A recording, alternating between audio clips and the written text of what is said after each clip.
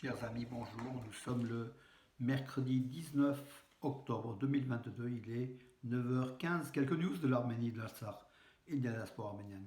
Tout d'abord en publication, donc encore après le Figaro, donc Le Monde, donc le journal que vous connaissez, donc Le Monde d'hier, qui a consacré toute une page. Merci Antoine Agoudian, donc, qui m'a donné l'information avant tout le monde, qui a consacré donc une page justement sur l'Arménie, regardez avec la carte, l'Azerbaïdjan, cet État voyou de l'Azerbaïdjan qui torture ses soldats. Donc, les cas de torture en Azerbaïdjan de soldats donc arméniens ont été avérés. La vidéo donc de l'exécution de 7 soldats arméniens pas loin de Sevlij en Arménie, il y a cela, donc ça va être le 13 septembre, a été authentifiée, une vidéo qui a été authentifiée par des organisations humanitaires dont Human Watch, voilà, de droits de l'homme. Donc ça a été authentifié, donc cette vidéo est bien réelle et tout accuse l'Azerbaïdjan. L'Europe qui a demandé à l'Azerbaïdjan de faire une enquête, une propre enquête en fait, pour voir les conclusions. Cette Europe-là est une Europe mauvaise parce que tout simplement l'Azerbaïdjan va bien sûr conclure que c'est pas vrai, que la vidéo est fausse. Donc il faut des enquêteurs donc indépendants et là donc dans le monde une page entière avec un résultat. Donc cette vidéo est vraie. Les Azeris, les soldats Azeris ont bien torturé et même tué des prisonniers de guerre arméniens. Ça sera un cas de crime de guerre qui sera, comment dirais-je, qui doit être sanctionné. On poursuivra encore donc longtemps ces éléments. Nous avons des images à côté de dizaines d'autres dont on n'a pas d'images, qui ont été torturés et tués vivants. Voilà. Ça, c'est une preuve accablante et réelle que l'Azerbaïdjan pratique la torture et tue des prisonniers de guerre. Voilà, mes amis, une page dans le monde hier. Donc merci le monde, mais en tout cas, il fallait qu'on en parle davantage au lieu de parler tous les jours de l'Ukraine. Du matin au soir de l'Ukraine, il y en a quand même un peu marre, mes amis, mes confrères. Donc, et vous êtes de plus en plus nombreux à parler de l'Arménie et bravo, voilà, tout simplement. Et mes amis, donc tous ceux que vous m'écoutez, essayez s'il vous plaît, chacun à votre niveau, d'alerter les médias, de parler de l'Arménie, voilà, de ne pas demander l'aumône, c'est ça. Donc l'information, elle doit être, comment dirais-je, équitable et équilibrée pour tout le monde. On ne doit pas à outrance parler de l'Ukraine et ne pas parler de l'Arménie. On doit aussi parler de l'Arménie et parler de l'Ukraine aussi. Voilà mes amis, donc pas le coup de gueule du matin, mais tout simplement on est quand même irrité en tant qu'Arménien qu'on ne parle pas assez de l'Arménie, même si effectivement voilà Le Monde, Le Figaro, Le Point d'ailleurs, je salue Valérie Touragnan qui a priori va prendre la direction du Le Point.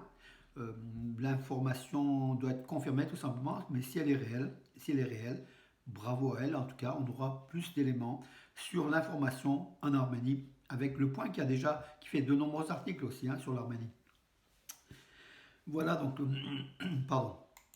Donc hier, visite officielle de la ministre des Affaires étrangères de Norvège en Arménie, donc Anniken Huitfeldt, qui était en Arménie, à Yerevan. Elle a été bien sûr au mémorial du génocide, elle s'est agenouillée devant la flamme éternelle. Elle a rencontré Pachinian, donc le premier ministre arménien, le ministre des Affaires étrangères Arad Mirzoyan, qui l'accompagnait d'ailleurs à Zizel-Agapet au mémorial du génocide.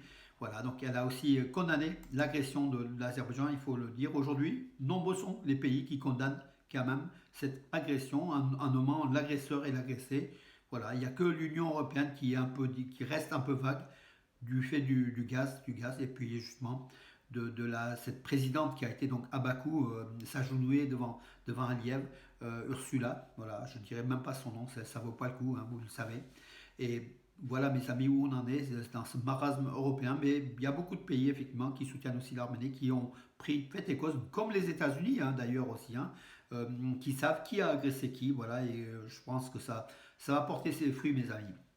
Le ministre arménien de la Défense, en fait, Soulen Papikian, est en Inde hier. Donc il a visité une exposition d'armes, voilà, avec des armes sophistiquées. L'arme est un producteur donc d'armes important dans le monde. Et il était accompagné du ministre de la Défense d'Inde. Donc voilà, donc à un niveau, donc au plus haut niveau de l'État indien, avec l'Arménie. Voilà, l'Arménie qui va acheter des armes pour des centaines de millions de dollars, voilà, pour s'armer tout simplement, parce que l'Arménie a besoin de s'armer face à un État voyou qui est l'Azerbaïdjan, face à un autre gros État voyou et corrompu qui est la Turquie.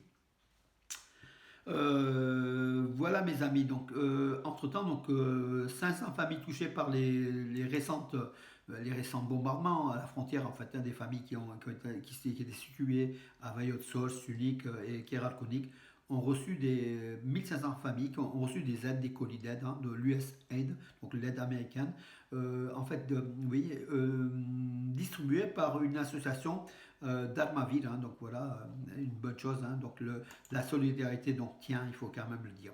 Et puis les maisons se construisent, l'État arménien donc, a débloqué donc, des fonds pour les communes de Sotk et de Kout, donc des travaux sont en cours sur des dizaines et des dizaines de maisons qui ont été détruites partiellement. Voilà, bientôt, et ça avance très très vite puisqu'il y a, la somme est là. Hein, donc l'État arménien met l'argent pour que la population reste dans ces villages-là, réhabite ces maisons. Dans quelques temps, ces dizaines de familles vont retourner donc, dans leur domicile rénové. Donc les États-Unis, le Premier ministre arménien a reçu donc, le président de House Democracy Partnership, en fait comment dirais-je, des hautes personnalités de l'État américain qui sont en visite en Arménie, qui affirme que l'Arménie est un pays qui est sur une bonne voie de démocratie et qu'il faut aider l'Arménie, qu'il faut soutenir l'Arménie. Voilà l'aide américaine en fait ces derniers temps. Le soutien de Washington à Yerevan est important. On voit en fait hein, dans ce marasme, dans cet État russe qui est embourbé en Ukraine et qui subit semble-t-il des revers. Bien qu'il faut quand même se méfier de l'actualité, hein, donc on inverse toujours l'actualité, on part toujours du côté ukrainien, pas du côté russe, hein, ça il faut quand même aussi le dire. Même si l'Ukraine a été envahie par la Russie, il faut quand même le dire, hein, il ne faut pas non plus nier l'évidence. Voilà, donc les médias qui parlent de l'Arménie sont peu nombreux, mais effectivement, tous les jours, du matin au soir, on nous abreuve de l'Ukraine. Voilà. Et heureusement, les Américains sont encore là, quand même, en Arménie, ils soutiennent l'Arménie, ce qui est une bonne chose. Alors, je vais vous donner encore une ou deux petites nouvelles, peut-être pour la journée. En tout cas, elles étaient pas mal. Hein. Moi, c'est surtout la nouvelle de la visite de ministre de la Défense, du ministre arménien de la Défense en Inde, avec le ministre indien de la Défense. Hein. Donc, ça, c'est très important pour l'Arménie, parce qu'on a plus que jamais besoin d'armes face à l'agression azérie. Euh, voilà. Pour vous dire, donc en sport, Malkhas Amoyan en lutte gréco-romaine est devenu champion du monde des U23, donc des moins de 23 ans. Voilà encore une bonne nouvelle hein, donc en sport.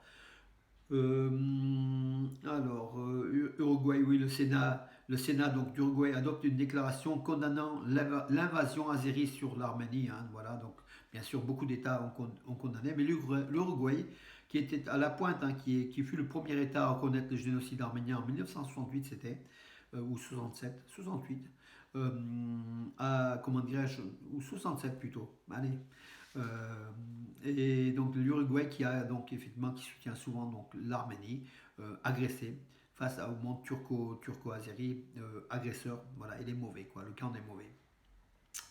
Mes amis, voilà, j'en ai terminé. Oui, Malkhas Samoyan, donc je vois le sambo championnat du monde de sambo donc en Arménie. On en a parlé hier.